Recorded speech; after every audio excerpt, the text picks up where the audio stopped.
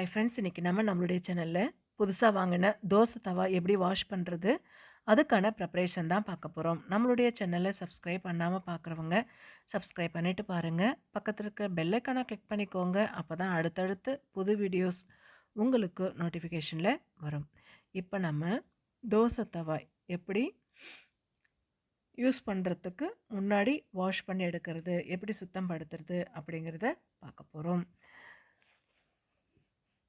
நான் தோசை தவா வாங்கியிருந்தேன். இந்த தோசை தவா 300 ருபீஸு. வெயிட் போட்டு தான் அந்த தோசை தவா கொடுத்தாங்க. தோசை தவா வாங்கின்னு வந்ததுக்கப்புறமா முதல் நாள் கஞ்சி வடித்த தண்ணியை ஒரு நாள் ஃபுல்லாக ஊற வைக்கணும். ஊற வச்சதுக்கப்புறமா அதை வாஷ் பண்ணிடணும். அதுக்கடுத்து வாஷ் பண்ணிவிட்டு சோப் பவுட்ரு போட்டுட்டு வாஷ் பண்ணணும். நான் விம் போட்டிருந்தேன். ஸ்டவ் போட்டு விம் போட்டு நல்லா தேய்ச்சி எடுக்கணும். இது 2 டைம்ஸ் அந்த மாதிரி நம்ம விம் லிக்விடு போட்டு தேய்ச்சி எடுக்கணும். இப்போ ஃபஸ்ட் டைம் நம்ம பண்ணிகிட்ருக்கோம். நான் ஸ்டீல் நார் யூஸ் பண்ணியிருக்கேன். ஸ்டவ் பேட் இருந்தால் கூட நீங்கள் யூஸ் பண்ணிக்கோங்க. இப்போ நல்லா தேய்ச்சிட்டு ஆயிலியாக இருக்கும் பார்க்குறதுக்கு. நல்லா தேய்ச்சிட்டு வாஷ் பண்ணிக்கலாம். இப்போ மறுபடியும் தேய்ச்சி வாஷ் பண்ணிக்க போகிறோம்.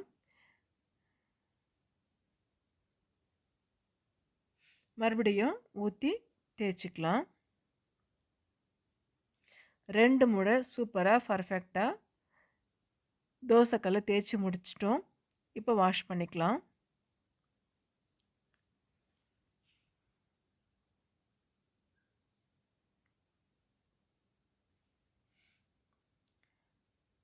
வாஷ் பண்ணிவிட்டு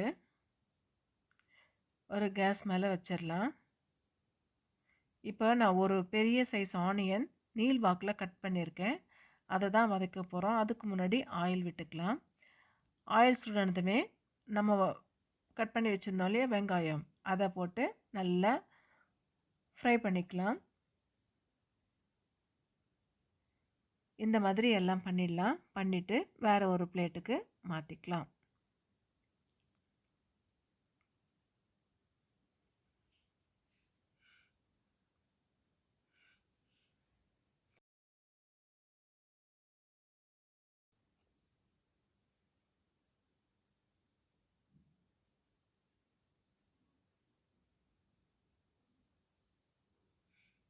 இப்போ இது வேறு ஒரு பிளேட்டுக்கு மாற்றிடலாம்.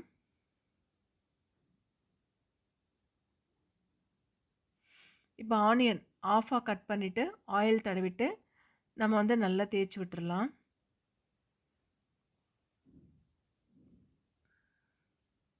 நல்லா ஓரங்களெல்லாம் படுற மாதிரி தேய்ச்சிடலாம்.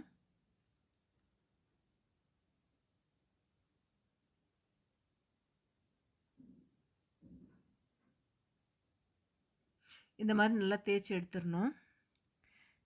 இப்போ தோசை ஊற்றி பார்க்கலாம். மீடியம் சைஸு தோசை செக் பண்ணுறதுக்காக ஊற்றிருக்கேன். இது ஒரு பக்கம் திருப்பி விட்டாச்சு, மறுபக்கம் இப்போ திருப்பி விட்டுருக்கோம். இப்போ அந்த முதல் தோசை யூஸ் பண்ண வேண்டாம். இப்போ அடுத்த தோசை நம்ம ஊற்றுறோம் இல்லையா, இந்த தோசையை நம்ம சாப்பிடலாம். கொஞ்சம் அந்த தோசை தவா ஃபுல்லாக வர்ற மாதிரி ஊற்றிக்கணும்.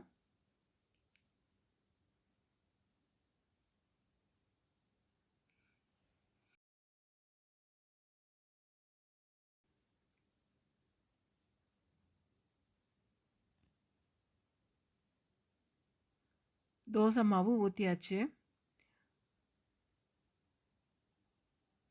ஒரு பக்கம் வெந்த உடனே திருப்பி போட்டுடலாம்.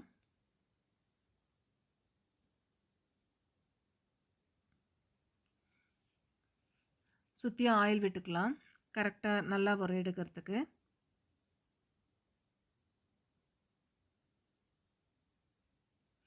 அவ்வளவுதான், சூப்பரான தோசை ரெடி பண்ணி